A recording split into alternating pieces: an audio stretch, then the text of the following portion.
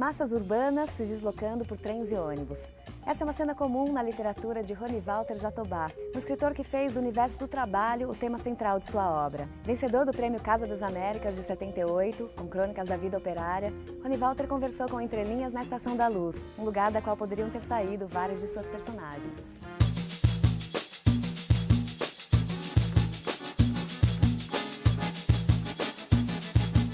Eu nasci em Minas Gerais, fiquei 10 anos por lá. Com 10 anos eu mudei para a Bahia, para o sertão da Bahia, para onde minha família se mudou. Aos 20 eu fui ao Rio de Janeiro, fiquei um ano no Rio de Janeiro. Depois fiquei um ano em Salvador. E finalmente, em 1970, eu vim para São Paulo para trabalhar como operário. Minha primeira visão que eu tive, assim, fascinante, além dos prédios, das ruas movimentadas, foi a estação rodoviária aqui perto da Avenida Duque de Caxias. E logo em seguida, uma caminhada até curta para a Estação da Luz, pegar o trem aqui, aquele movimento de trem, de passageiros, em seguida descer no Brás e pegar outro trem. E foi engraçado que a partir daí eu comecei a entender São Paulo através dos trens. Então eu trabalhando lá em São Bernardo e morando em São Miguel Paulista, eu comecei a ter um contato com o operariado, principalmente em São Miguel Paulista. De certa forma, os meus personagens trabalham, né? E das grandes reclamações de muita gente quanto à literatura brasileira é que as personagens não trabalham. E as minhas trabalham e viajam de trem para ir ao trabalho. Condenado à vida. Nessa hora, no vai e vem nas ruas de São Paulo, é o caminho de volta, o retorno do trabalho, corpo cansado, apressado de chegar em casa. Eu me preocupo muito com o ritmo.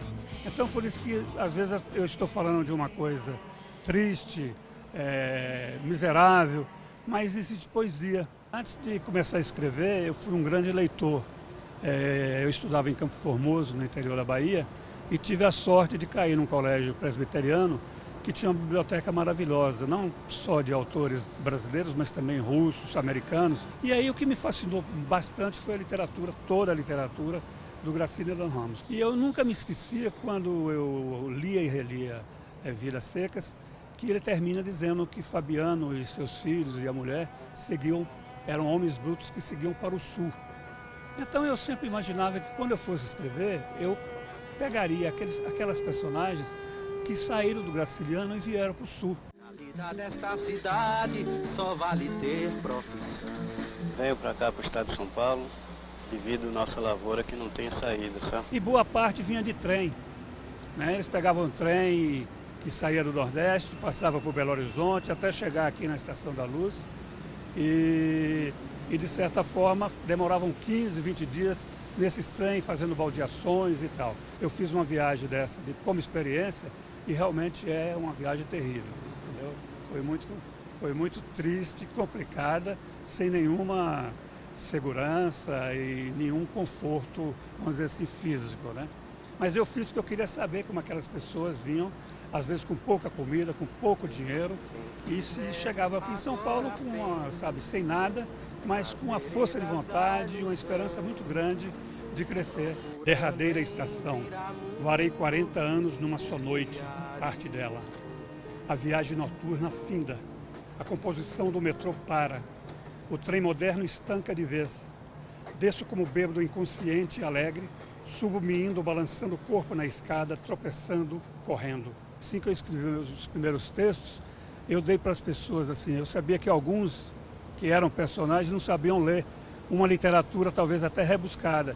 Aí eu pedi a um amigo meu que era locutor de rádio e ele gravou, né, num videocassete, e eu levei para lá e essas pessoas se emocionaram com a leitura desses textos. Então eu achei que eu estava no caminho certo. Uma das minhas grandes frustrações, por exemplo, na minha vida, é que minha mãe era analfabeta e morreu analfabeta e ela nunca leu um texto meu. Então essa foi uma das grandes frustrações, alguém ter um filho que é escritor e não ler nada, né? Então de vez em quando eu publicava algum livro e eu ia para a Bahia visitá-la, eu lia textos para ela.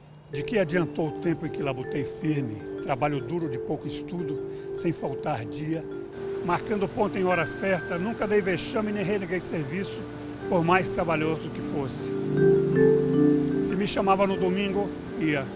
Feriado, também. sem corpo mole, mesmo pensando na comida melhor, domingueira, mesmo assim trabalhava duro. Depois um aviso, que não tenho direito a nada. Você vem de uma classe operária e entrou nesse universo literário. Foi tranquilo? Como foi essa passagem? Eu acho que a passagem foi tranquila porque ela foi lento, né? Foi uma passagem lenta para eu chegar a escritor. Quando eu cheguei em São Paulo, eu fui trabalhar como operário na Carmanguia, uma empresa da indústria automobilística em São Bernardo do Campo. Então, nesse período, mesmo durante o ginásio e mesmo na fábrica, eu ficava rabiscando algumas coisas. Nunca pensei que eu ia escrever alguma coisa, né? Mas quando eu saí da Carmanguia e entrei na Abril, na gráfica da Abril, abriu-se um mundo novo para mim, de publicações e tal. E aí a própria empresa me ajudou a fazer o curso supletivo colegial e logo em seguida eu entrei na faculdade de jornalismo. Aí eu me empolguei um pouco mais. Então eu mandei um conto para a revista Escrita, aqui de São Paulo, e para uma revista Ficção do Rio de Janeiro. E ganhei os 2 prêmios. Eu não sou muito do universo literário, das festinhas literárias e tal. Eu adoro ir em lançamento de amigos e tal, mas eu não estou sempre falando de literatura, né? Eu gosto mais de conversar, bater papo sobre todos os assuntos. E eu gosto de ficar indo para os lugares para você ver as pessoas, né? Eu acho que quando a gente, o escritor, foge muito do meio do povo, ele não consegue ter uma temática para escrever, né? Luz, e houve falta de. A composição parou. Tudo desclareou, turvou tanto que mudaram as formas de ver. As trevas perduraram por longos segundos, demorando, todos impacientes, preocupados. A claridade não vinha, pois veio. No 7º segundo a luz voltou, se fez alumiando. Em cartaz nos cinemas, o filme A Última Estação, de Michael Hoffman, mostra os momentos finais da vida de Lev Tolstói, quando conflitos morais